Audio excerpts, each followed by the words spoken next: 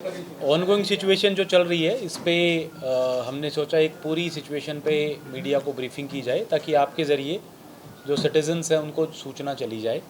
सबसे पहले तो पिछले 2 दिन से जो चंडीगढ़ के सिटीजन्स ने हमें सहयोग दिया है, कोऑपरेशन दिया है, मैं इसके लिए उन सब का धन्यवाद करना चाहता हूँ। कल भी हमने देखा कि जो ब्लैकआउट था उसका कंप्लायंस बहुत अच्छा रहा और परसों भी जो ड्रिल थी उसमें भी बहुत अच्छा कंप्लायंस आया। सब लोगों ने जैसा जैसा उनको डायरेक्शंस दी गई थी वैसे किया, तो इसके लिए मैं सबके लिए सबका बहुत आभारी हूँ। साथ में जो हमारे RWAs हैं, मीडिया के साथी हैं, मार्केट एसोसिएशन है, सब ने अपना रोल प्ले किया। जो इन्फॉर्मेशन थी उसको आगे पहुंचाया, जो रूमर्स थे उनको रोका, तो इसके लिए आप सब लोग बधाई के पात्र हैं। सायरन के लिए और ब्लैकआउट के बारे में कुछ कन्फ्यूजन हो सकता है कुछ लोगों के मन में हो, तो मैं सबसे पहले उसके बारे में क्लैरिफाई कर देता हूँ। जो हमारे सायरन हैं वो 2 तरीके के बजते हैं। एक तो हमारा रेड अलर्ट जिसको कहते हैं, तो जैसे ही हमारे पास एयर रेड की वार्निंग आती है एयरफोर्स स्टेशन से तो हम रेड अलर्ट जारी करते हैं। ये जो सायरन है ये अप एंड डाउन पिच होती है इसकी, आपने देखी होगी। एक बार वो तेज़ जाता है, फिर नीचे 4 सेकंड तेज़ जाता है, 4 सेकंड नीचे आता है, फिर ऊपर, फिर नीचे। इसको हम प्ले करते हैं लगभग 5 मिनट तक, ताकि लोगों को सूचना हो जाए कि एयर रेड का अलर्ट है और वो अपने अपने घरों में चले जाएं, जो जो उनको डायरेक्शंस दी गई हैं वो फॉलो करें। उसके बाद वो 5 मिनट बजने के बाद वो बंद हो जाता है सायरन। उसके बाद जब एयर रेड का ख़तरा टल जाता है और जो फाइटर प्लेन्स हैं या वो यहाँ से दूर चले जाते हैं, तो हम एक ग्रीन अलर्ट प्ले करते हैं 1 मिनट का। वो कांस्टेंट पिच पे प्ले होता है, उसमें अप और डाउन नहीं होता। वो ये मैसेज है कि अब खतरा टल गया है और अब लोग जो है अपने ज़रूरी काम के लिए अगर घर से बाहर निकलना है या ज़रूरी लाइट स्विच ऑन करनी है, नॉर्मल एक्टिविटी कर सकते हैं। तो एक तो बहुत इंपॉर्टेंट चीज़ ये है कि जो सायरन के यूज़ के बारे में हम लोगों को बताएं और जागरूक करें। अब अगला सवाल ये आता है कि जो अगर सायरन आज जैसे आपने देखा दिन में भी बजे थे, क्योंकि दिन में भी हमारे पास अलर्ट आया था, तो अगर दिन में इस तरह के अलर्ट आए तो लोगों को क्या करना है, और रात को अगर अलर्ट आता है तो क्या करना है। अगर आपके पास रात को अलर्ट आता है तो सबसे पहले आपको अपनी लाइट्स जो है वो तुरंत स्विच ऑफ कर देनी है, ताकि लाइट स्विच ऑफ करने का लॉजिक ये है कि आपकी जो लोकेशन है, आपके बारे में जानकारी एनिमी प्लेन्स को ना पता चले। अगर आपके घर में विंडोज़ हैं, विंडोज़ को ज़रूर कर्टन से क्लोज़ कर लें, ताकि अंदर में अगर कोई मोबाइल भी स्विच ऑन है या कोई और इंडिकेटर भी है तो वो उसकी लाइट बाहर तक ना जाए। सबसे इम्पोर्टेंट चीज़ ये कि जनरेटर या इन्वर्टर है उसकी, कई बार हम जैसे कल रात को हमने ग्रिड से ब्लैकआउट किया था, ग्रिड के थ्रू पावर सबकी कंपलसरी तौर पे कट कर दी थी। तो जो आपके इन्वर्टर्स हैं वो ऑटोमेटिकली स्विच ऑन होते हैं जब, या जेनसेट्स हैं वो ऑटोमेटिकली स्विच ऑन हो जाते हैं, तो उन पे भी नियंत्रण रखें, कंट्रोल रखें और उनके ज़रिए भी लाइट्स को कंट्रोल करें।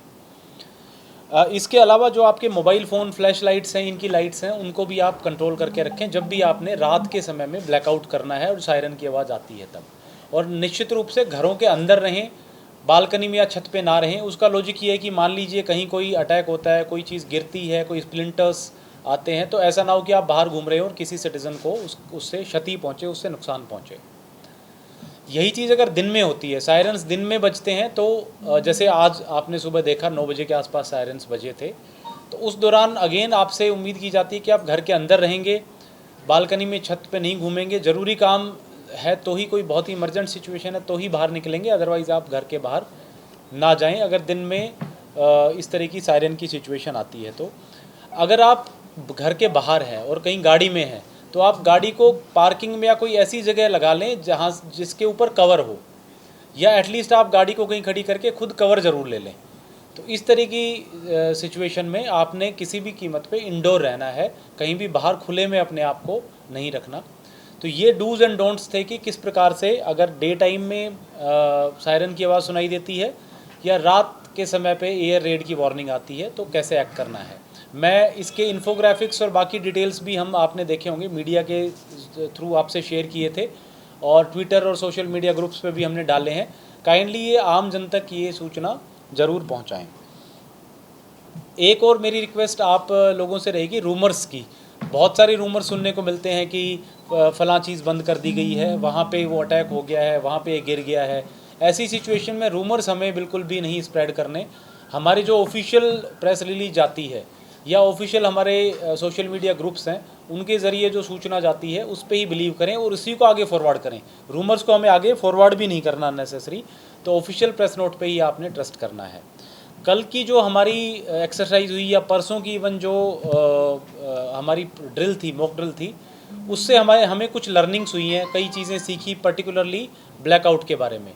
जैसे हमने देखा कि जो सोलर लाइट्स हैं जो इल्यूमिनेट होती हैं, वो उनको स्विच ऑफ करना बड़ा मुश्किल है, क्योंकि कई लाइट्स में ऐसे में स्विचेज़ नहीं होती। तो उसके लिए हमने आज टीम्स बना करके डिप्लॉय की हैं और हमारी कोशिश है कि आज शाम तक हम ऐसी सारी लाइट्स डिसेबल कर दें।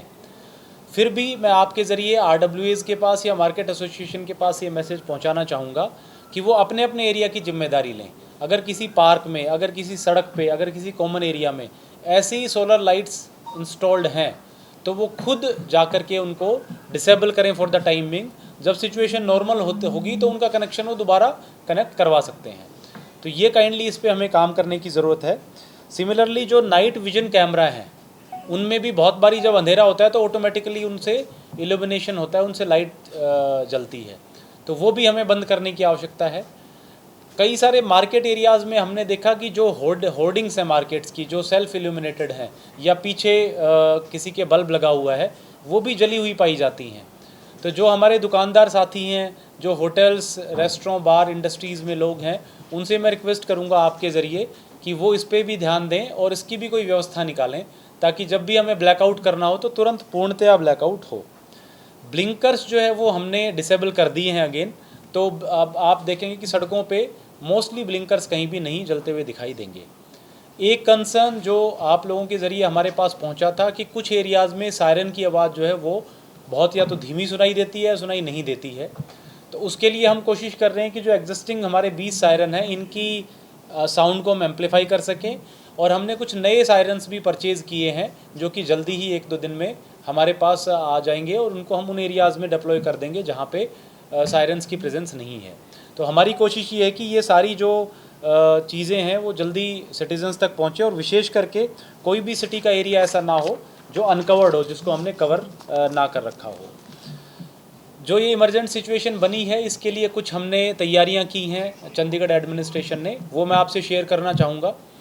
एक तो हो सकता है कोई ऐसी सिचुएशन आए जिसमें हमें कुछ सिटीजन्स को इवैक्यूएट करना पड़े कोई पर्टिकुलर एरियाज़ से, तो उसके लिए हमने कंटिजेंसी प्लान बनाया है। कुछ होटल्स हैं या पीजी हैं या धर्मशालाएं वो आइडेंटिफाई की हैं और सेपरेट टीम्स बनाई गई हैं जो उन लोगों को वहाँ पे इवैक्यूएट करेंगे।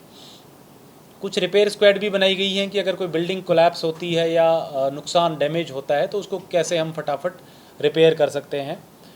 आज हमने एक इसेंशियल कमोडिटीज़ एक्ट में और BNSS में ऑर्डर भी किया है, जिसमें जो स्टॉकिंग और होर्डिंग ऑफ फूड ग्रेन्स हैं या डीजल पेट्रोल है, ऐसे इसेंशियल आइटम्स हैं, उन पे हमने प्रतिबंध लगाया है। और ये भी कहा है कि जो होलसेलर्स हैं वो 3 दिन का अपना स्टॉक हर 3 दिन का वो फूड एंड सप्लाईज डिपार्टमेंट के पास जमा कराएंगे। इसका हमारा पर्पज़ ये है कि कहीं पे भी होर्डिंग की शिकायतें ना आए, क्योंकि आने वाले समय में हो सकता है कि इसकी वजह से कमोडिटी, इसेंशियल कमोडिटीज़ की कमी पड़ जाए या प्राइसेस बढ़े। तो मैं सब लोगों से यही अपील करूंगा कि मार्केट्स पहले की तरह खुले हैं, सिचुएशंस नॉर्मल हैं, तो होर्डिंग, स्टॉकिंग बिल्कुल ना करें। हमारे यहाँ पे काफ़ी सारे वाइटल इंस्टॉलेशंस हैं, चाहे वो पावर स्टेशंस हों, चाहे ड्रिंकिंग वाटर के लिए वाटर स्टेशंस हों, उन सब की सिक्योरिटी हमने बढ़ा दी है ताकि वहाँ पे किसी प्रकार की कोई अनहोनी घटना बिल्कुल ना हो। जो हमारे यूटी एडमिनिस्ट्रेशन के अधिकारी थे और कर्मचारी थे, विशेष करके जो इमरजेंसी ड्यूटीज़ में लगे थे, हमने उनको कहा है कि छुट्टियों के दिन भी वो काम करेंगे और 24 घंटे अवेलेबल रहेंगे, ताकि उनकी सुविधाएं जब हमें ज़रूरत पड़े तब हम ले सकें। आप सब लोगों को मालूम ही है स्कूल्स के बारे में कि कल हमने रात को कॉल ले लिया था कि 2 दिन के लिए, आज के लिए यानी फ्राइडे और सैटरडे दोनों दिन स्कूल्स बंद रहेंगे, आंगनवाड़ी सेंटर्स भी हमारे बंद रहेंगे। आगे मंडे के बाद स्कूल्स का क्या होगा उसका फर्दर जैसी संडे या मंडे को सिचुएशन बनेगी उसके बाद उसका फैसला लेंगे। सर, इंस्टीट्यूट को लेकर कोई गाइडलाइंस? कोचिंग इंस्टीट्यूट्स भी जो 12th तक के बच्चों को केटर करते हैं वो सारे बंद रहेंगे। कॉलेजेस के बारे में हमने अभी डिसीजन नहीं लिया है, उस पर हम अभी उस पर थिंकिंग भी कर रहे हैं, आगे वर्क भी कर रहे हैं, क्योंकि कई जगह पे अभी एग्ज़ाम्स भी चल रहे हैं, कई अलग अलग तरह की कॉम्प्लिकेशंस है।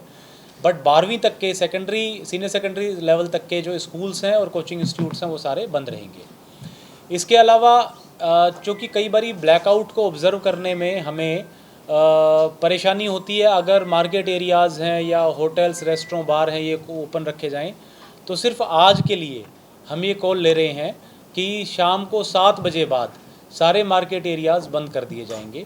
तो आपके ज़रिए मैं सब लोगों से पहुंचाऊंगा और ऑर्डर्स भी हम आपके साथ शेयर कर लेंगे कि सिर्फ आज फ्राइडे 9 मई के लिए जितने भी हमारे मार्केट एरियाज़ हैं वो बंद रहेंगे, चाहे उसमें हमारी मार्केट शॉप्स हैं, होटल्स हैं, बार्स हैं, रेस्टोरेंट हैं।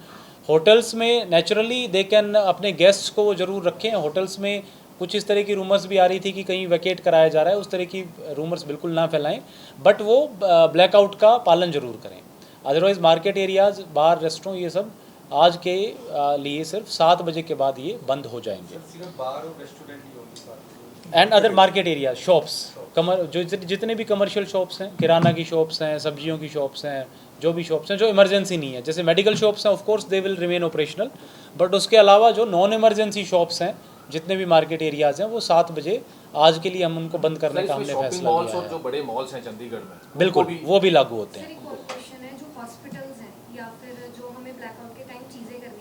मैं आपसे रिक्वेस्ट करूंगा कि एक बार जब हम ब्रीफिंग कंप्लीट कर लें उसके बाद एक एक करके आपकी क्वेरीज ले लेंगे। आज आपने देखा होगा कि ब्लड डोनेशन के लिए भी हमने ऑनरेबल गवर्नर साहब ने कैंप्स अटेंड किए और हमने काफ़ी वॉलंटियर्स ने ब्लड डोनेट किया है। मैं आगे भी हम इस तरह के कैंप्स लगाते रहेंगे, तो मेरी आप सबसे रिक्वेस्ट रहेगी कि वो जितने लोगों तक ये बात पहुंचा सकें, जो भी लोग वॉलंटरी अपनी तरफ से कंट्रीब्यूट करना चाहते हैं वो शरीक हों। आपने इस पूरी डिज़ास्टर में देखा होगा कि सिविल डिफेंस का रोल बहुत महत्वपूर्ण है, और मेरे पास भी काफ़ी सारे लोगों से इस तरह की एप्लीकेशंस और रिक्वेस्ट आई हैं कि वो सिविल डिफेंस के ज़रिए जुड़ करके और इस पूरी एक्टिविटी में अपना कंट्रीब्यूशन देना चाहते हैं। तो उसके लिए हम कल 11 बजे एक कैंप लगा रहे हैं टैगोर थिएटर में।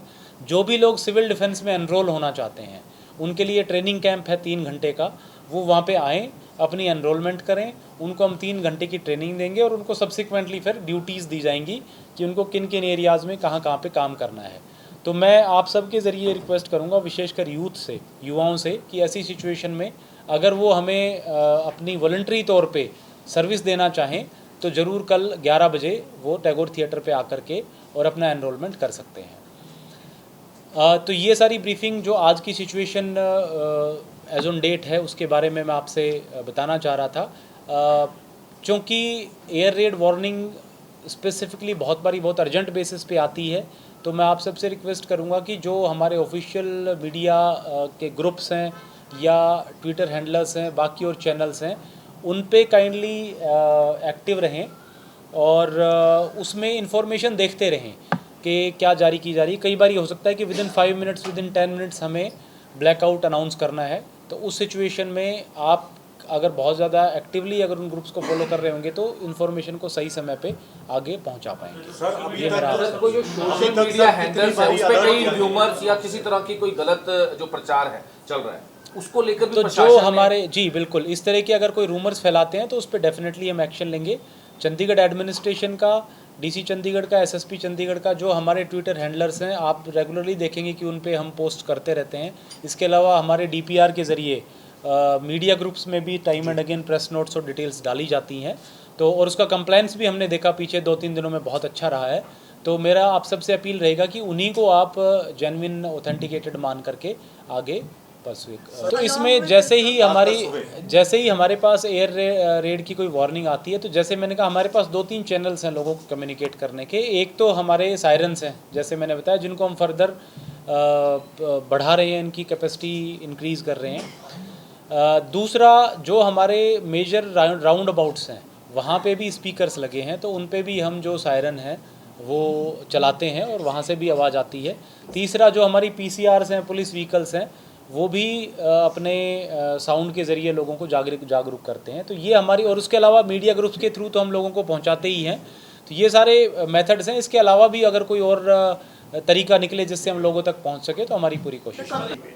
तो इसमें जो हमारा डिसीजन है ब्लैकआउट करने का, वो मैं स्पेसिफिकली बता दूं कि जो हमारा एयरबेस है उसके साथ लिंक्ड है।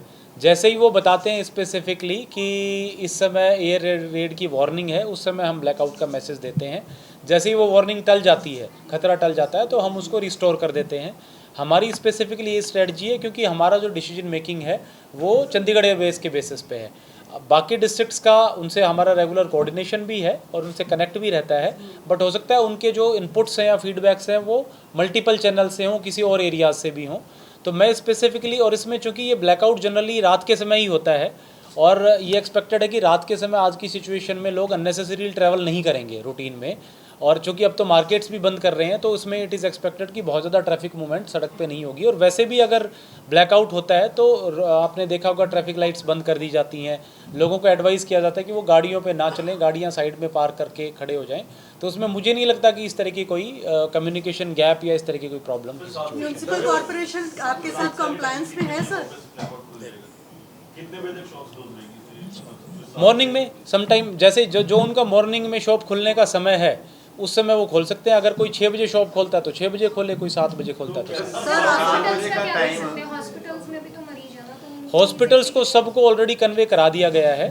हॉस्पिटल सारे के सारे जो हैं वो बैकअप पे हैं, तो जब भी ब्लैकआउट होती है उनके पास सफिशिएंट बैकअप है। कल भी हॉस्पिटल सारे के सारे ऑपरेशनल थे। जितने भी हॉस्पिटल्स में ब्लैकआउट की सिचुएशन, जब भी ब्लैकआउट होता है वो सारे बैकअप पे हैं और वहाँ इस तरह की कोई परेशानी नहीं है। तो मैं वही आप लोगों के ज़रिए ही, क्योंकि ये सबसे अच्छा मेथड है लोगों तक पहुँचने का, तो मैं फिर से यही अपील करूँगा कि वो बिल्कुल पैनिक ना करें। पेट्रोल पंप्स हैं, शॉप्स हैं, वो रेगुलर की भांति आप देख रहे हैं, ऑफिसेज भी, हर चीज़ ऑपरेशनल है। तो अननेसेसरी पैनिक ना मचाएं और एक रेस्पॉन्सिबल सिटीजन की तरह एक्ट करें। जैसे आप हम देखेंगे कि जो हमारी आर्मी है, जो हमारी एयरफोर्स है, जितने भी लोग हैं बड़े बड़े अच्छे हौसले के साथ वो अपना कार्य कर रहे हैं। हमें इस समय जो आपदा की समय है, इस समय ये बहुत ज़रूरी है कि हम उनको इसी प्रकार से जिम्मेदार नागरिक होने के नाते उनको सपोर्ट करें।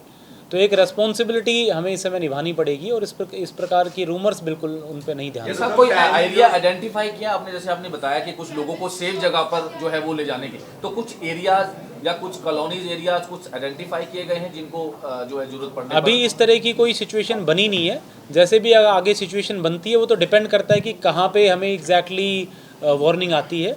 अकॉर्डिंगली हमारी तैयारी पूरी है और हम उनको शिफ्ट करेंगे। स्पेसिफिकली हम डिस्क्लोज भी नहीं इस समय करना चाहेंगे कि ताकि अननेसेसरी कोई पैनिक ना जनरेट हो।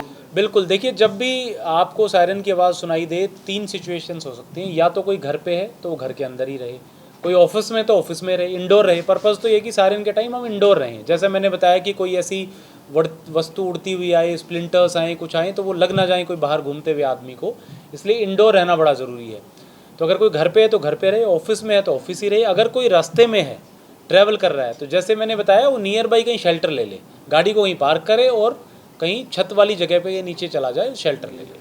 तो ये ऐसे सेफ एरियाज या सेफ हाउस आपने बनाए हो कि इमरजेंसी में सबको वहाँ पे इकट्ठा किया जा सके? जी, ऐसे कई एरियाज़ आइडेंटिफाई किए हैं। उसमें 2 तरीके के एरियाज़ हमने आइडेंटिफाई किए हैं। एक तो अगर हमें सिर्फ इवैक्यूएशन करना है तो उसके लिए जो भी पीजी रेस्ट हाउसेज हैं वो हमने आइडेंटिफाई किए हैं। दूसरा, हमने अंडर पासेज और हमारे इस तरह की लोकेशंस हैं वो भी आइडेंटिफाई करके रखी हैं। जब ज़रूरत पड़ेगी तो हम उनको, चाहे बेसमेंट से अंडर पासेज है, उनको इस्तेमाल करेंगे। कुछ लोग भी पकड़े थे किसी तरीके के, जो वो बता रहे कि उनके पास एक्सक्लूसिव के साथ वो तो 5 बजे 5 बजे पीसी। सर, जो एरिया अटैक की बात सर सामने आ रही है, उसको लेकर कितनी तैयारी की गई है चंडीगढ़ प्रशासन? देखिए, इसमें जैसे मैंने कहा ये सब स्पेकुलेशंस हैं। एक्चुअल जो थ्रेट आती है, जब भी कोई इस तरह की वार्निंग आती है, वो एयरफोर्स स्टेशन से हमें सूचना मिलती है और उस पर जो मैंने अभी बताया डूज एंड डोंट्स, उसके बेसिस पे हम एक्ट करते हैं। जैसे जैसे अगर सिचुएशन एस्केलेट होती है तो उस समय क्या रिक्वायरमेंट है हम उस पर एक्ट करेंगे। लेकिन मैंने कई सारी प्रिकॉशनरी चीज़ें बताई कि हमने ये टीम्स बना ली हैं, ये तैयारी कर ली हैं, ये उस इवेंचुअलिटी से निपटने के लिए ही है।